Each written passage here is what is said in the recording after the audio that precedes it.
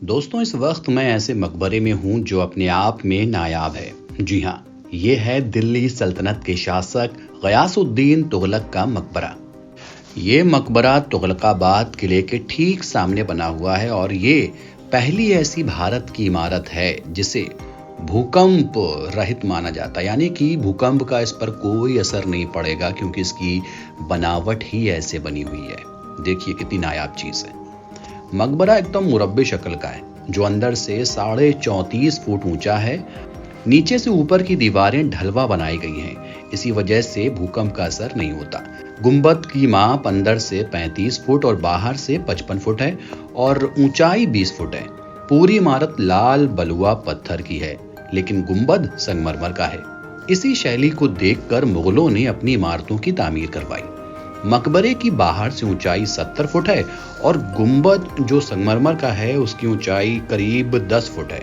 इसके चारों ओर 4 बड़े बड़े मेहराबदार 24-24 फुट ऊंचे दरवाजे हैं। जो आप दरवाजे देख रहे हैं चारों तरफ हैं 24-24 फीट ऊंचे, जिनमें पश्चिम दिशा का दरवाजा बंद है, एक साइड का दरवाजा बंद है। इसकी वजह यह है कि इस्लाम को मानने वाले नमाज के वक्त इस दिशा में सजदा करते हैं और इसी वजह से इसे बंद किया गया होगा।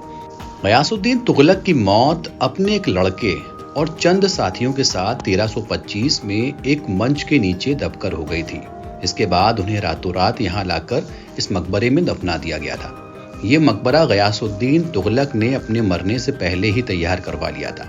कई इतिहासकारों का यह भी मानना है कि गयासुद्दीन के बेटे मोहम्मद तुगलक ने अपने बाप की मौत के बाद 1 साल के अंदर ही इसे बनवा दिया था।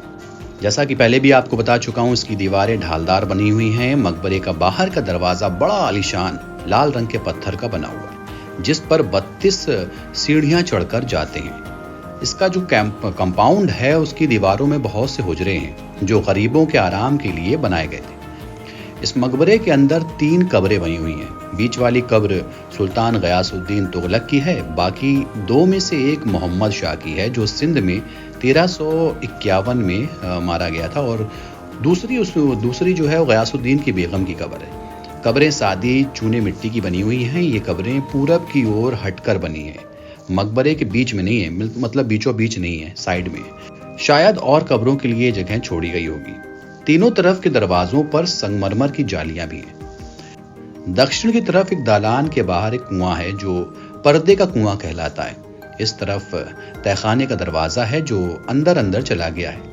मकबरे के चारों तरफ कंगूरेदार फसील नुमा कंपाउंड है, जिसकी दीवार जो आप कैंपस देख रहे हैं इसकी बाहरी दीवार है, इसकी 12 फुट ऊंची दीवार है और जिसमें 46 कोठरियां हैं। पहले भी बता चुका हूं कि इसमें जो गरीब लोग होते थे वो ठहरते थे, आकर रखे जाते थे यहाँ पर। कंपाउंड के चारों कोनों में सैदरियां बनाई गई हैं। मकबरे के पूर्वी दलान में एक छोटी सी कब्र है जो कुत्ते की बताई जाती है। मकबरे के दरवाजे के दाएं हाथ अंदर पूर्वी कोने में एक छोटा मकबरा बना हुआ है। मालूम नहीं वो किसका है, मगर है बहुत खूबसूरत। इसके 2 दर हैं। गयासुद्दीन तुगलक का जो मकबरा है ये एक बनावटी झील के पेट में बना हुआ है, मतलब झील के बीचों बीच। इसमें हौज शमसी से जो कुतुब मीनार के पास है वहां से नहर लाई गई और चारों ओर के नालों का पानी यहाँ जमा होता। किसी जमाने में ये किले की खंदक का काम भी देती थी।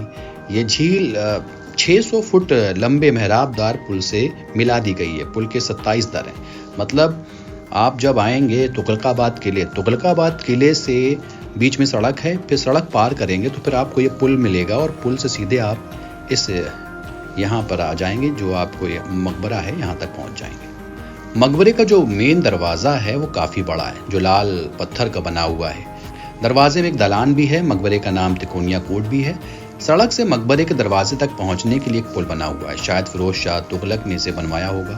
पहले पूर्व में तुगलकाबाद का किला है, पश्चिम में पहाड़, दक्षिण में इमारत 1000 सुतून और उत्तर से पानी आकर किले के नीचे कोसों तक भरता रहता है। उस वक्त ये मकबरा कटोरा सा दिखाई देता था, चारों तरफ पानी रहता था, अब सूख गया है। पुल के दोनों तरफ जो पुल जाता है, पुल के दोनों तरफ पेड़ लगे हुए हैं, जंगल सा हो गया, अब तो खैर काफी जंगल है। तो भाई अगर कभी आप दिल्ली घूमने आए तो तुगलकाबाद किले को जरूर घूमें, साथ ही गयासुद्दीन तुगलक के मकबरे को भी देखना ना भूलें, घूमना ना भूलें। अच्छी जगह है, सुकून मिलता है यहाँ के। धन्यवाद।